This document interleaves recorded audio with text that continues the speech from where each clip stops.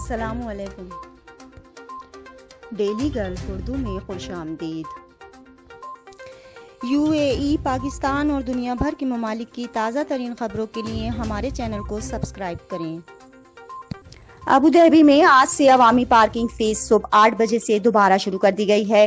یاد رہے کہ کووڈ-19 بحران کی وجہ سے ITC یعنی integrated transport centre department of Abu Dhabi نے موافق سروسز کے تحت عوامی جگہوں پر پارکنگ فیس مفت کر دی تھی۔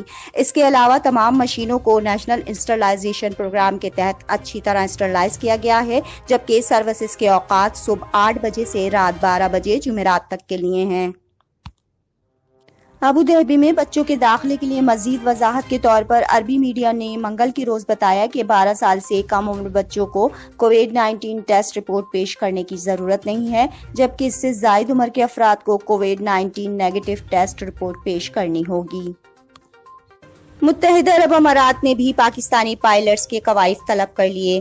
ذرائع کے مطابق حکومت پاکستان کی طرف سے لائسنس اسکینڈل میں 262 پائلٹس کو گراؤنڈ کرنے کے بعد امارات نے مختلف فضائی کمپنیوں میں کام کرنے والے پاکستانی پائلٹس اور انجینئرز کے ڈاکومنٹس کی تصدیق کے لیے CAA یعنی سول ایویشن اتھارٹی سے درخواست کی ہے۔ کووڈ-19 کے خلاف دبئی کمیونٹی یکجہتی فنڈ کی کوششوں سے دبئی سے اب تک 172 غیر ملکی ورکرز کو وطن واپس بھیجا گیا ہے۔ مختلف کمپنیز میں کام کرنے والے ورکرز جو کووڈ-19 پھیلاؤ کی وجہ سے معاشی پریشانیوں کا شکار تھے، انہیں اپنے آبائی ممالک میں واپس آنے میں مدد کے لیے 1,84,040 درہم مالیت کی 172 ٹکٹس دی گئی ہیں۔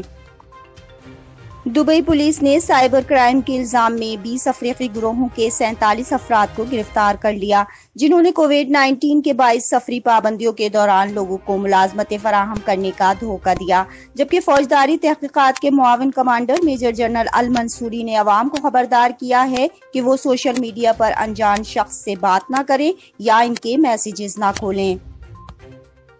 یورپ نے پاکستانی ایئر لائن PIA کے لیے 6 ماہ تک فلائٹ آپریشن معطل کر دیا تھا، اور اب PIA نے EASA یعنی یورپی ایویشن سیفٹی ایجنسی کے ذریعے معطلی کے خلاف اپیل دائر کرنے کا فیصلہ کیا ہے، جبکہ قومی پرچم بردار کیریئر کا کہنا ہے کہ وہ EASA کے ساتھ رابطے میں ہے اور امید ہے کہ جلد ہی اس معطلی کو دور کر دیا جائے گا۔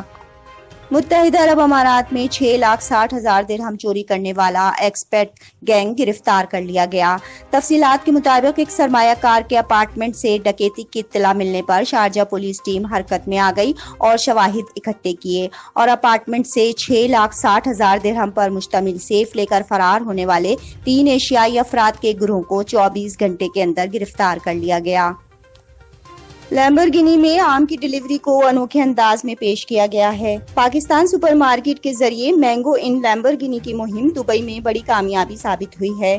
پاکستان سپر مارکیٹ کے مینیجنگ ڈائریکٹر جہانزیب یاسین نے کم سے کم 100 درہم کے آرڈر کی فراہمی کے بعد 1.2 ملین درہم کی سپر کار میں مختصر چوائس رائڈر پیش کر کے امارات کے رہائشیوں کو محبت کا پیغام دیا ہے۔